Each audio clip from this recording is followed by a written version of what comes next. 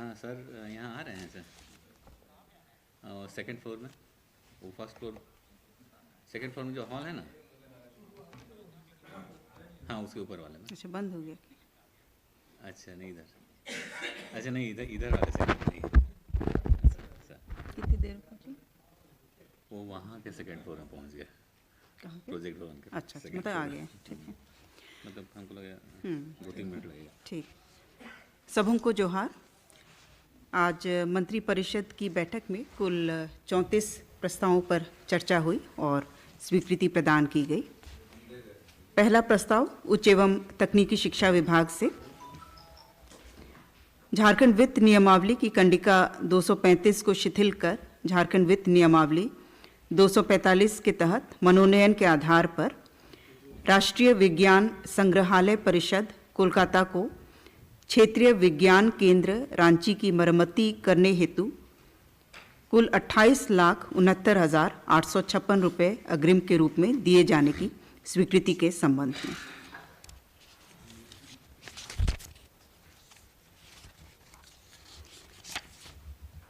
दूसरा प्रस्ताव स्वास्थ्य विभाग से राज्य के चिकित्सा महाविद्यालयों संस्थानों में नीट पीजी एग्जामिनेशन द्वारा चयनित उम्मीदवारों का स्नातकोत्तर चिकित्सा विज्ञान एवं पीजी एमडीएस में नामांकन हेतु पात्रता निर्धारण के संबंध में।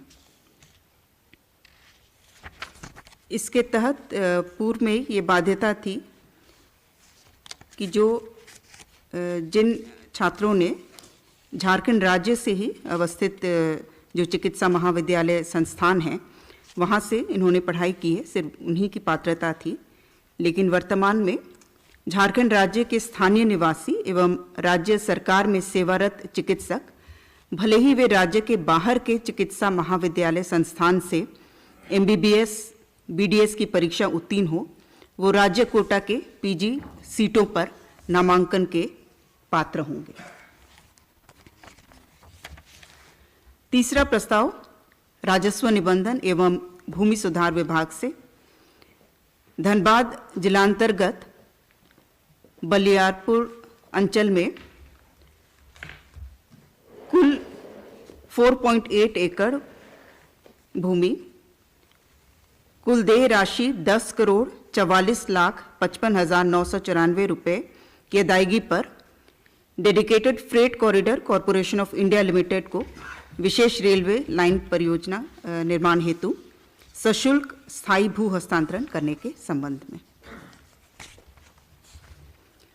चौथा प्रस्ताव गृह कारा एवं आपदा प्रबंधन विभाग से स्पेशल ऑक्सिलरी पुलिस के दोनों वाहिनियों का कार्यकाल दिनांक 1/10/22 से 31/5/2027 तक विस्तारित करने के संबंध में।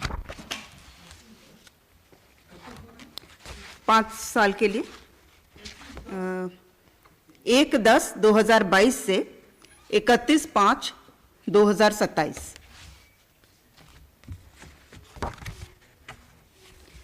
पांचवा प्रस्ताव उच्च एवं तकनीकी शिक्षा विभाग से राजकीय पॉलिटेक्निक आदित्यपुर के नए भवन निर्माण कार्य से संबंधित प्राक्कृत राशि रुपये 27,63,91,300 मात्र की योजना की स्वीकृति के संबंध में। कुल राशि 27,63,91,300। यह राजकीय पॉलिटेक्निक आदित्यपुर। छठा प्रस्ताव भी उच्च एवं तकनीकी शिक्षा विभाग से सिद्धू कान्हू मुर्मू विश्वविद्यालय दुमका के अंतर्गत नवस्थापित डिग्री एवं महिला महाविद्यालयों में प्राचार्य, सहायक प्राध्यापक एवं शिक्षकेतर कर्मचारियों के पदों के सृजन तथा महाविद्यालयों में संकाय की स्वीकृति के संबंध में। इसमें जो महाविद्यालय शामिल हैं, महिला महाविद्यालय मधुपुर, महिला महाविद्यालय सारठ, डिग्री महाविद्यालय बरहेट, डिग्री महाविद्यालय लिट्टीपाड़ा, डिग्री महाविद्यालय महेशपुर, डिग्री महाविद्यालय जामा, डिग्री महाविद्यालय जरमुंडी, 8वां है बोरियो, शिकारीपाड़ा, नाला और डिग्री महाविद्यालय महगामा।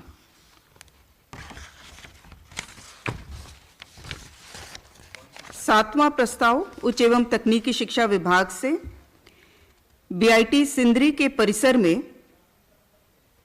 3 छात्रावास एवं अन्य निर्माण कार्य से संबंधित प्राक्कृत राशि 89 करोड़ 3,23,400 मात्र के योजना की स्वीकृति के संबंध में। स्पष्ट है राशि। 8वां प्रस्ताव विधि विभाग से झारखंड उच्च न्यायालय रांची में उनके प्रशासनिक स्थापना के सुचारू संचालन हेतु 87 राजपत्रित अराजपत्रित पदों के सृजन के संबंध में। 9वां प्रस्ताव पेयजल एवं स्वच्छता विभाग से केंद्र प्रायोजित योजना जल जीवन मिशन के तहत राज्यांतर्गत ग्रामीण क्षेत्रों में बहुग्रामीण एवं एकल ग्रामीण जलापूर्ति योजना के माध्यम से हर घर नल के माध्यम से जल उपलब्ध कराने हेतु योजना अवधि वर्ष 2024 तक लगभग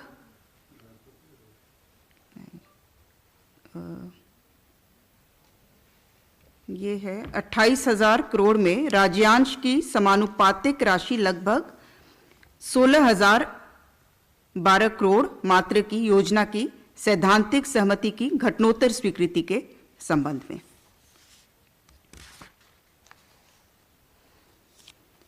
दसवां प्रस्ताव ग्रामीण विकास विभाग से ग्रामीण विकास विभाग के अंतर्गत रांची जिलांतर्गत कांके रोड स्थित कृषि निदेशालय के उत्तरी छोर पर पलाश मार्ट का निर्माण हेतु वित्तीय वर्ष 2022-23 में झारखंड आकस्मिकता निधि से अग्रिम के रूप में स्वीकृत 4,40,15,400 मात्र पर घटनोत्तर स्वीकृति के संबंध में। पलाश मार्ट, इसका निर्माण होगा कांके रोड स्थित कृषि निदेशालय के उत्तरी छोर पर।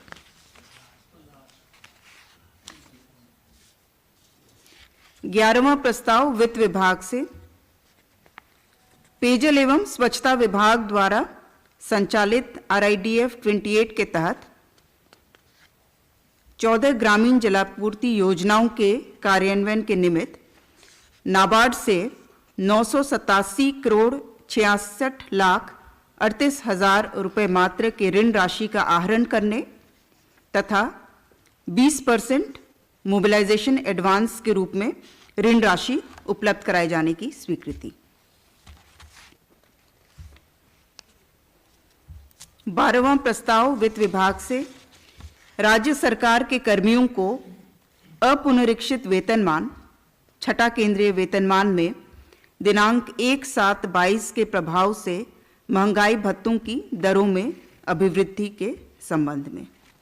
महंगाई भत्ते की दर को 203% से बढ़ाकर 212% के रूप में स्वीकृत किया गया।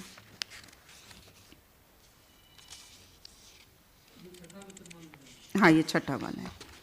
राज्य सरकार के पेंशनधारियों पारिवारिक पेंशन भोगियों को अपुनरीक्षित वेतनमान, यह भी छठा केंद्रीय वेतनमान के अंतर्गत दिनांक 1/7/22 के प्रभाव से महंगाई राहत की दरों में अभिवृद्धि के संबंध में।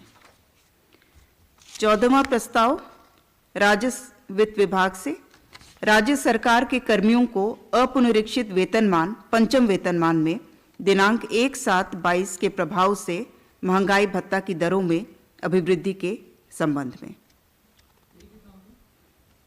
ये 396% कर दी गई है।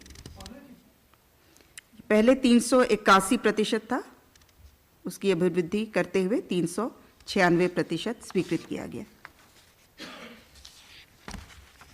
15वां प्रस्ताव वित्त विभाग से जल संसाधन विभाग द्वारा RIDF 28 के तहत सिकटिया वृहद सिंचाई परियोजना के कार्यान्वयन हेतु नाबार्ड से 451 करोड़ 61 लाख 1,000 रुपये मात्र के ऋण आहरण करने तथा कुल स्वीकृत ऋण राशि का 20% अर्थात 90 करोड़ 32 लाख 20,200 रुपये मात्र मोबिलाइजेशन एडवांस के रूप में उपलब्ध कराए जाने की स्वीकृति। 16वां प्रस्ताव श्रम नियोजन प्रशिक्षण एवं कौशल विकास विभाग से वाम उग्रवाद प्रभावित LWE जिलों में युवाओं के कौशल विकास के योजनांतर्गत झारखंड राज्य के वाम उग्रवाद प्रभावित 16 जिलों में अवस्थित औद्योगिक प्रशिक्षण संस्थानों की प्रथम स्थापना हेतु 16 राजपत्रित, 304 अराजपत्रित एवं 176 बाह्य स्रोत पदों यानी कुल 496 पदों के सृजन किए जाने के संबंध में।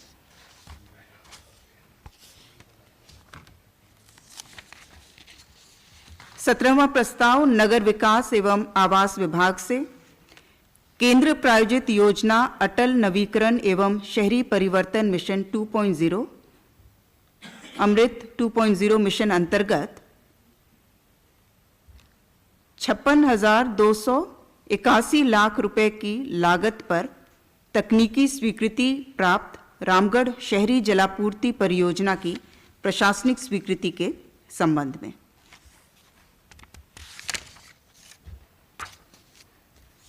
अठारहवां प्रस्ताव नगर विकास विभाग से केंद्र प्रायोजित योजना अटल नवीकरण एवं शहरी परिवर्तन मिशन अमृत 2.0 अंतर्गत 112 करोड़ 29 लाख 82 हजार रुपए की लागत पर तकनीकी स्वीकृति प्राप्त सिमडेगा शहरी जलापूर्ति परियोजना की प्रशासनिक स्वीकृति के संबंध में।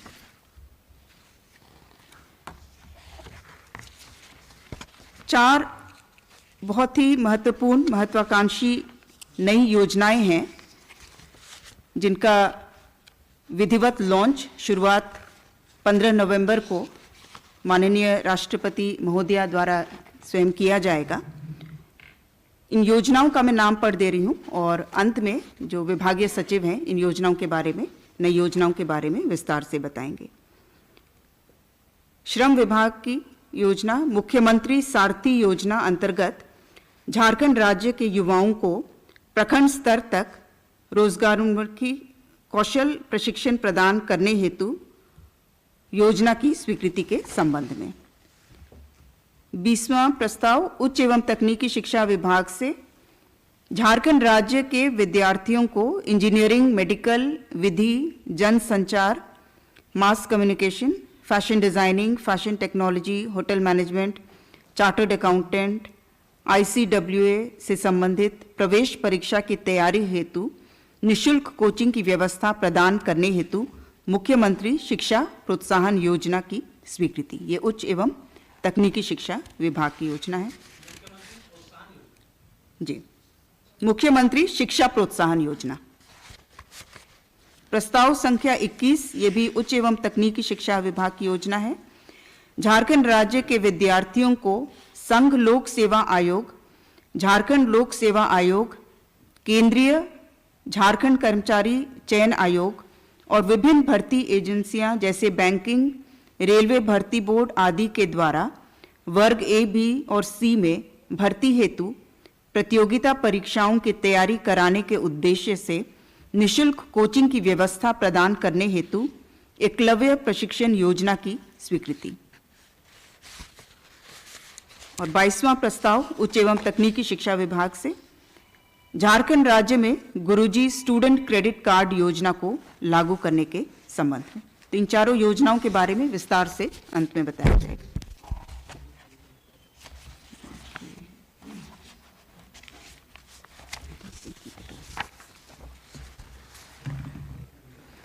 तेईसवां प्रस्ताव राजस्व निबंधन एवं भूमि सुधार विभाग से देवघर जिलांतर्गत पालाजोरी अंचल के मौजा खुन में अंतर्निहित कुल रकबा 33.44 एकड़ भूमि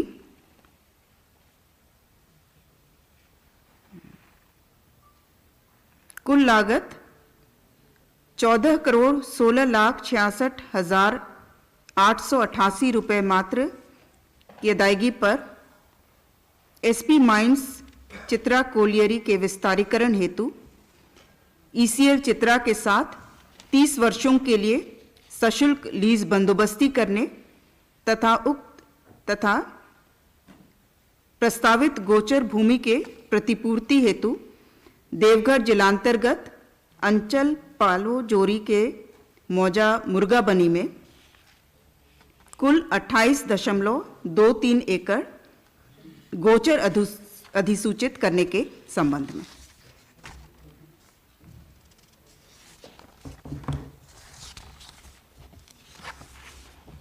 प्रस्ताव संख्या 24 पथ निर्माण विभाग से दुमका जिलांतर्गत रानी घगर गोविंदपुर साहिबगंज पथ पर झगड़ाही गोबस मोड़ शिकारपुर पथ पर कुल लंबाई 15.36 किलोमीटर को ग्रामीण कार्य विभाग से पथ निर्माण विभाग को हस्तांतरित करते हुए चौड़ीकरण, मजबूतीकरण, पुनर्निर्माण कार्य हेतु कुल 56,78,43,100 रुपये मात्र की प्रशासनिक स्वीकृति प्रदान करने के संबंध में। प्रस्ताव संख्या 25 योजना एवं विकास विभाग से झारखंड इकोनॉमिक सर्वे 2022-23 एवं fiscal policy strategy statement and mid term fiscal plan for the year 2023-24 तैयार करने हेतु मनोनयन के आधार पर doctor Harishwar Dayal associate professor सह हेड ऑफ डिपार्टमेंट अर्थशास्त्र विभाग सेंट जेवियर्स कॉलेज एवं उनकी टीम को मनोनयन के आधार पर 15,45,000 रुपये मात्र के भुगतान की स्वीकृति के संबंध में। प्रस्ताव संख्या 26 गृह कारा एवं आपदा प्रबंधन विभाग से वर्ष 2022 में मॉनसून का आगमन विलंब से होने के फलस्वरूप फसल आच्छादन में कमी होने के कारण झारखंड राज्य के 22 जिलों के 226 प्रखंडों को सूखाग्रस्त घोषित करने संबंधी निर्गत अधिसूचना की घटनोत्तर स्वीकृति के संबंध में। 226 प्रस्ताव संख्या 27 खान एवं भूतत्व विभाग से मंत्री परिषद की बैठक 30/3/2022 के मत संख्या 12 के तहत पलामू जिला के पंडवा अंचल अंतर्गत लोहारी कोल ब्लॉक के कुल 405 हेक्टेयर में से 126 हेक्टेयर गैर वन भूमि क्षेत्र पर मेसर्स अरण्या माइंस प्राधिकार लिमिटेड के पक्ष में स्वीकृत शर्तों एवं बंधेजों में आवश्यक संशोधन के संबंध में। प्रस्ताव संख्या 28 कार्मिक विभाग से श्री हरिवंश पंडित झारखंड प्रशासनिक सेवा अनुमंडल पदाधिकारी पाकुड़ को माननीय झारखंड उच्च न्यायालय में द्वारा पारित आदेश के आलोक में दिनांक 3/9/2015 के भूतलक्षी प्रभाव से अनुमंडल पदाधिकारी एवं समकक्ष कोटि में वित्तीय लाभ सहित प्रोन्नति प्रदान करने की स्वीकृति। प्रस्ताव संख्या 29 भी कार्मिक विभाग से माननीय उच्च न्यायालय द्वारा पारित न्यायाधीश एवं सदस्य राजस्व परिषद की अध्यक्षता में संपन्न विभागीय प्रोन्नति समिति की बैठक की अनुशंसा के आलोक में श्रीमती अलका कुमारी सहायक बंदोबस्त पदाधिकारी हजारीबाग को दिनांक 6/7/2015 के भूतलक्षी प्रभाव से मूल कोटि से अनुमंडल पदाधिकारी एवं समकक्ष कोटि में वित्तीय लाभ सहित सशर्त प्रोन्नति प्रदान करने की स्वीकृति। प्रस्ताव संख्या 30 पथ निर्माण विभाग से पथ प्रमंडल जमशेदपुर अंतर्गत construction of high level bridge over Subarnarekha river in Sakchi to Mango Road, including construction of elevated approaches towards Mango and Azad Basti, including proposal for land acquisition, utility shifting and R&R, etc. इस योजना में कुल लंबाई है 3.5 kilometre और इसके लिए स्वीकृत राशि 461 करोड़ 2,500। प्रस्ताव संख्या 31 पथ निर्माण विभाग से साहिबगंज जिलांतर्गत कीताझोर भोगनाडीह लखीपुर पथ, पहाड़पुर तलबरिया गोविंदपुर दुमका बरहेट साहिबगंज एडीबी पथ पर कुल लंबाई 10.1 किलोमीटर को पथ निर्माण विभाग को हस्तांतरित करते हुए चौड़ीकरण मजबूतीकरण कार्य हेतु 40 करोड़ 31 लाख 15,600 रुपये मात्र की प्रशासनिक स्वीकृति। प्रस्ताव संख्या 32 पथ निर्माण विभाग से पूर्वी सिंहभूम जिलांतर्गत भागाबंधी से उड़ीसा बॉर्डर तक पथ कुल लंबाई 9.63 किलोमीटर को पथ निर्माण विभाग को हस्तांतरित करते हुए चौड़ीकरण मजबूतीकरण पुनर्निर्माण कार्य हेतु कुल 60 करोड़ 59 लाख 77,700 रुपये मात्र की प्रशासनिक स्वीकृति प्रदान करने के संबंध में। प्रस्ताव संख्या 33 पथ निर्माण विभाग से साहिबगंज जिलांतर्गत बंझी बाजार दुर्गा मंदिर गोविंदपुर दुमका साहिबगंज पथ पर मंडवा कारी कांदर चरखी दालदली कारासोल महाराजपुर शर्मापुर पथ पर पथ की कुल लंबाई 9 किलोमीटर को पथ निर्माण विभाग को हस्तांतरित करते हुए कुल राशि 48 करोड़ 31 लाख 98,900 रुपये मात्र की प्रशासनिक स्वीकृति। प्रस्ताव संख्या 34 पथ निर्माण विभाग से देवघर जिलांतर्गत नोनियाद धमनी कुसमाहा पथ पर से पंदनिया मोड़ भाया मार्गोमुंडा गिरियाजोरी सिमरगादा पथ एवं मार्गोमुंडा लिंक पथ कुल लंबाई 11.05 किलोमीटर को ग्रामीण कार्य विभाग से पथ निर्माण विभाग को हस्तांतरित करते हुए चौड़ीकरण एवं मजबूतीकरण पुनर्निर्माण कार्य हेतु कुल राशि 41 करोड़ 89 लाख 22,800 मात्र की प्रशासनिक स्वीकृति प्रदान करने के संबंध में। प्रस्ताव संख्या 19 जो मुख्यमंत्री सारथी योजना है उसके बारे में श्रम विभाग के सचिव श्री प्रवीण टोप्पो विस्तार से बताएंगे।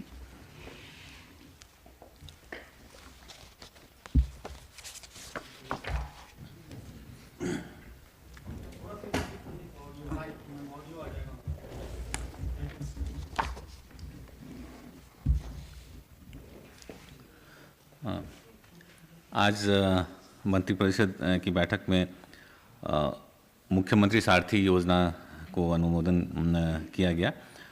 ये जो झारखंड स्किल मिशन है उसके द्वारा संचालित की जाएगी ये योजना। अभी तक स्किल मिशन के द्वारा जो योजनाएं संचालित की जाती थी वो मुख्यतः 3 थी। सक्षम झारखंड कौशल विकास योजना, दीनदयाल उपाध्याय मेगा सेंटर्स जिसमें कि रेजिडेंशियल ट्रेनिंग दिए जाते थे, और एक एक्सेल प्रोग्राम था जो कि यूनिवर्सिटीज़ के साथ किया जाता था। ये हमारे जो स्किलिंग सेंटर्स थे वो डिस्ट्रिक्ट हेडक्वार्टर तक ही सीमित थे। तो अब इस योजना के द्वारा पहली बार हम लोग ब्लॉक्स तक लोगों को स्किलिंग करने के लिए जाएंगे। और इसमें जो हम लोगों ने मेन ऑब्स्टिकल्स था वो था कि ब्लॉक लेवल पे बिल्डिंग्स जो होते हैं वो नहीं मिल पाते हैं स्किलिंग सेंटर्स के लिए। तो इस योजना में सरकार ने अलाउ किया है कि जो खाली पड़े सरकारी बिल्डिंग्स हैं या वैसे बिल्डिंग्स जो जिनका स्पेयर टाइम में जैसे स्कूल से उनको ऑफ टाइम में यूज़ किया जा सके, तो उसकी अनुमति दी गई है। और उसके लिए ट्रेनिंग सर्विस प्रोवाइडर्स जो हैं उनको एक फ़ी निर्धारित फ़ी पेमेंट का काटा जाएगा उनके ट्रेनिंग फ़ी से। ये है। और जो ब्लॉक लेवल की ट्रेनिंग्स हैं उसमें हमारे जो NSQF है, नेशनल स्किल क्वालिफिकेशन फ्रेमवर्क, उसके तहत जो लेवल 1, 2 और 3 के ट्रेनिंग्स हैं उस तरह की स्किलिंग दी जाएंगी, जैसे कि carpenter, electricians, sewing machine operators, इस तरह के। तो काफ़ी कोर्सेस हैं जो कि उस तरह उसमें दिए जाएंगे। इसमें दो मेजर कंपोनेंट्स को जोड़ा गया है। जितने भी नॉन रेजिडेंशियल स्किलिंग प्रोग्राम्स हैं उनमें ट्रांसपोर्ट अलाउंस 1000 पर कैंडिडेट दिया जाएगा। यह अलाउंस जो आवासीय स्किलिंग प्रोग्राम्स है उसके लिए नहीं रहेगा, गैर आवासीय स्किलिंग प्रोग्राम्स के लिए है। और दूसरा जो मेजर कंपोनेंट है वो है रोजगार प्रोत्साहन भत्ता।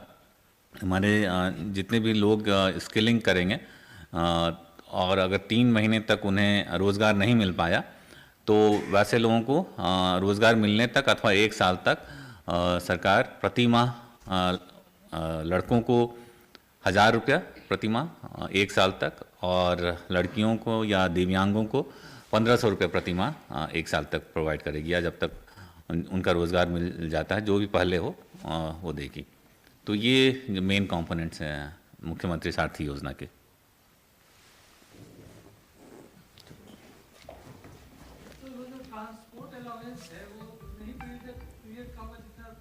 हाँ, जितने पीरियड का ट्रेनिंग होगा।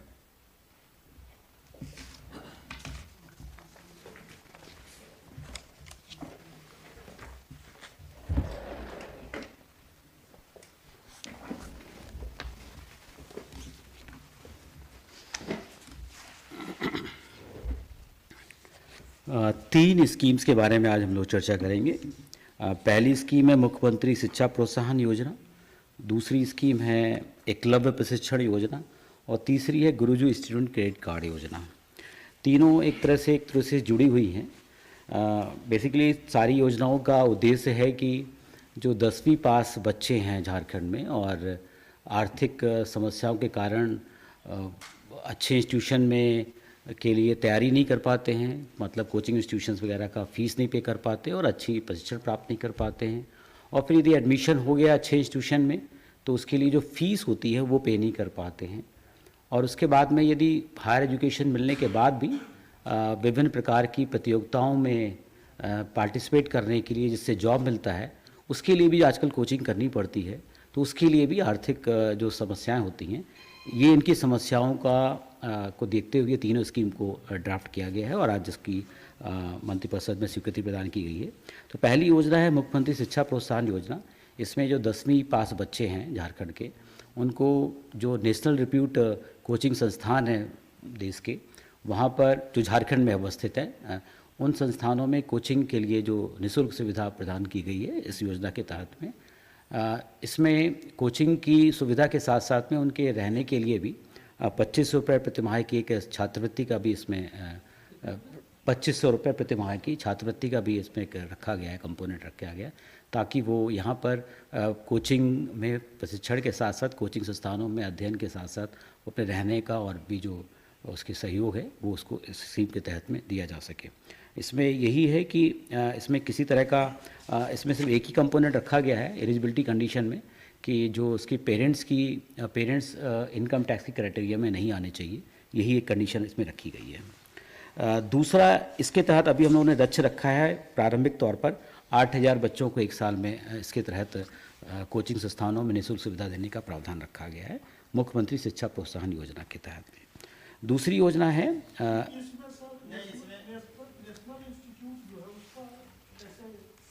हाँ, इसमें कि एक इसका पैनल तैयार किया जाएगा, अलग अलग जैसे इंजीनियरिंग के लिए हो गया, मेडिकल के लिए हो गया, क्लैट लॉ के लिए हो गया, चौथा है मास कम्युनिकेशन, पांचवा है फैशन डिज़ाइनिंग, छठा है होटल मैनेजमेंट और सातवां है चार्टर्ड अकाउंटेंट और ICWA।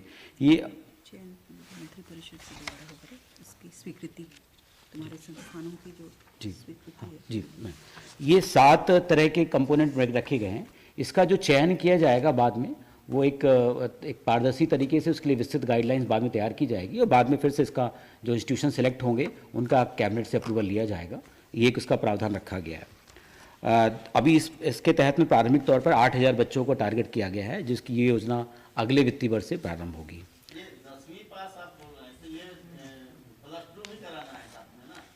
+2 अपना करेगा जिस कॉलेज से करता है, ये है कि जैसे आजकल जो इंजीनियरिंग की तैयारी होती है 2 साल पहले करनी पड़ती है। 12वीं के बाद लोग इंजीनियरिंग या क्लैट में या मेडिकल की एग्ज़ाम देते हैं, तो उसकी तैयारी के लिए वो 12th अपना जो भी स्कूल से जो प्रावधान होगा उसके तहत में करेगा। इस कोचिंग में एडमिशन के लिए 10वीं पास चाहिए होगा। कोचिंग संस्थानों में एडमिशन का 2 साल का होता है, कोचिंग प्रोग्राम्स होता है, तो आजकल जो तैयारियां होती हैं 1 से 2 साल की होती है, तो उसकी फ्रीडम है, वो कब लेना चाहता है। वो 12वीं अपना कहीं से भी कर सकता है, उसका है। उसके हिसाब से कोचिंग संस्थानों में जाने के लिए, जैसे यहाँ पे बच्चे फिटजी जाते हैं, एलन जाते हैं, ब्रदर्स एकेडमी जाते हैं, तो इन सब जो कॉलेज में स्कूल करने के बाद में वो जाते हैं, तो उसमें जो फीस लगेगी वो इसके तहत योजना के तहत प्रोवाइड की। 10वीं से स्टार्ट हो जाएगा, 12वीं के साथ साथ कोचिंग की तैयारी करता है वो।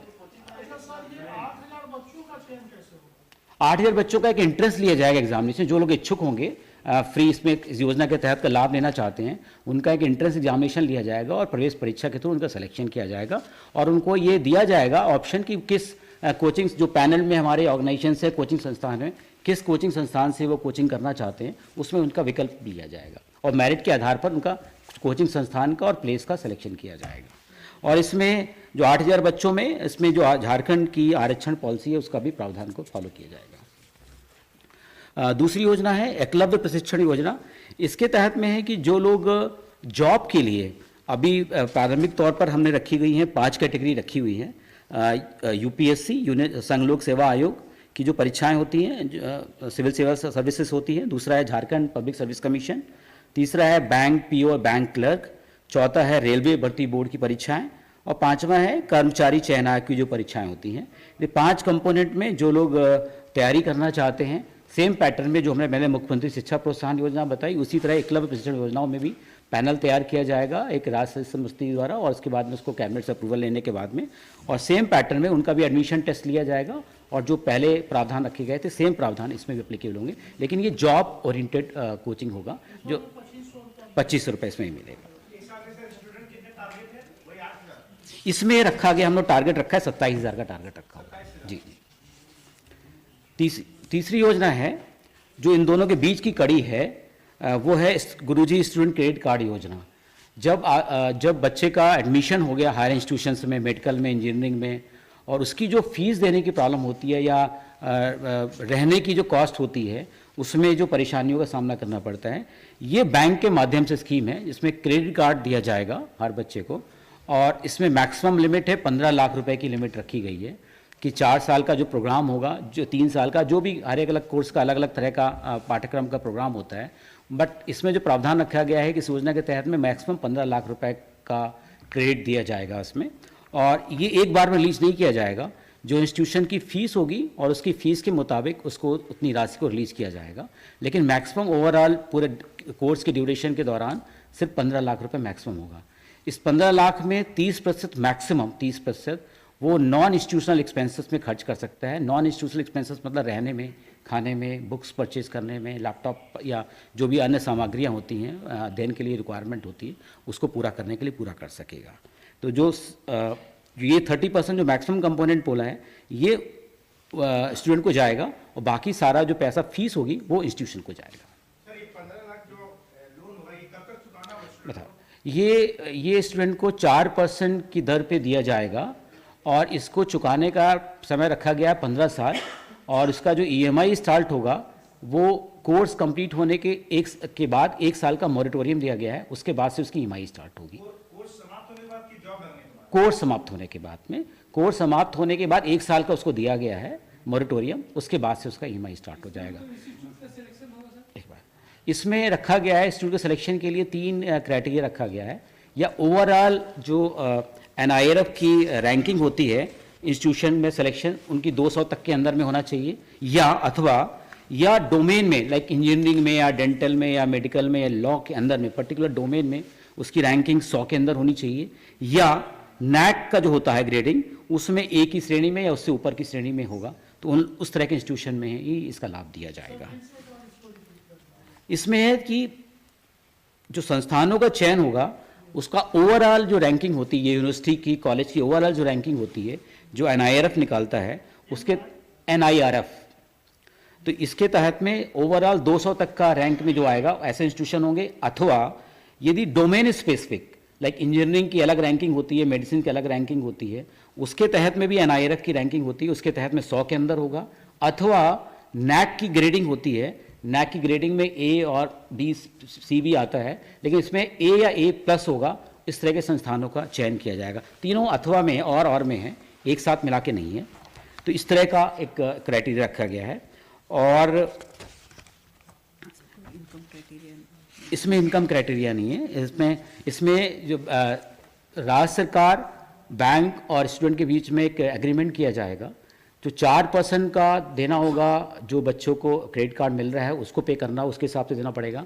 बाकी जो बैंक का लेंडिंग रेट है और जो 4% का जो स्टूडेंट को पे करना है, उसके बीच का जो गैप है 6 to 7% के आसपास आएगा, वो सरकार सब्सिडी इंटरवेंशन के रूप में देगी। और इसमें सरकार को गारंटी देना होगा कि यदि बैंक अपने नॉर्म्स के अनुसार उसका रिकवरी करेगा, इन केस बैंक रिकवरी नहीं कर पाता है तो उस केस में राज्य सरकार को उसका भार लेना पड़ेगा।